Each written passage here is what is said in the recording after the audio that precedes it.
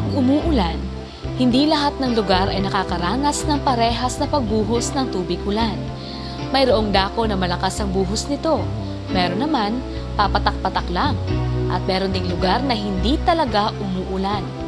Bakit nga ba ganun?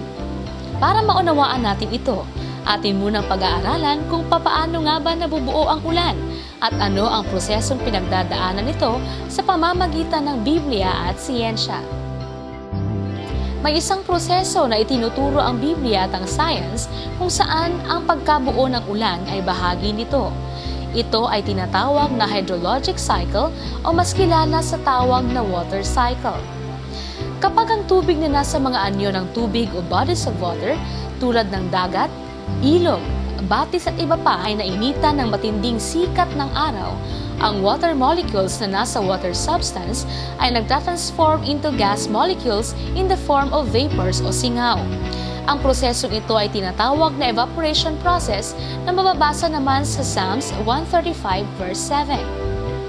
He causeth the vapors to ascend from the ends of the earth. He maketh lightnings for the rain.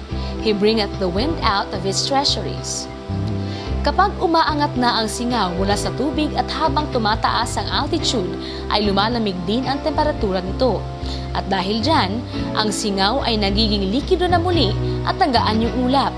Ito naman ang yugto na tinatawag na condensation process.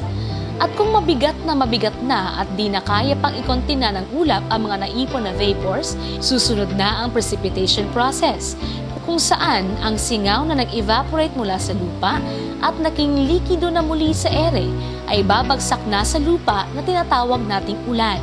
Sa ibang bansa namang malalamig, ito ay tinatawag na snow o niebe. Ang mga prosesong condensation at precipitation ay matagal nang nakasulat sa Biblia sa mga aklat ni Job at Propeta Isaias. For he maketh small the drops of water, they pour down rain according to the vapor thereof. Job chapter 36 verse 27. He binds up the water in his thick clouds, yet the clouds are not broken under it. Job chapter 26 verse 8. Also with moisture, he saturates the thick clouds, he scatters his bright clouds. Job chapter 37 verse 11. Which the clouds do drop and distill upon man abundantly. Job chapter 36 verse 28. For as the rain comes down and the snow from the heavens, and does not return there, but waters the earth, and makes it bring out and bud, and gives seed to the sower and bread to the eater. Isaiah chapter 55 verse 10.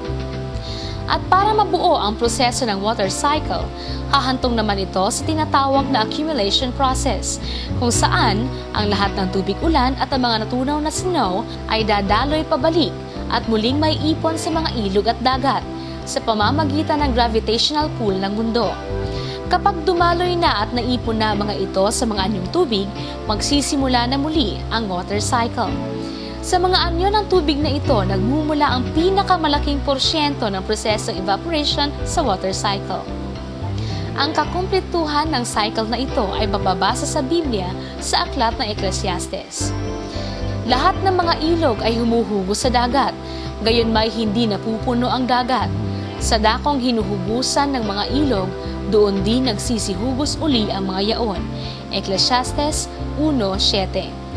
Tungkol naman sa rain distribution o ang lakas at hina ng pagbuhos ng ulan, ang isa sa mga dahilan nito ay ang dami ng halumigmig o moisture na nasa atmosphere.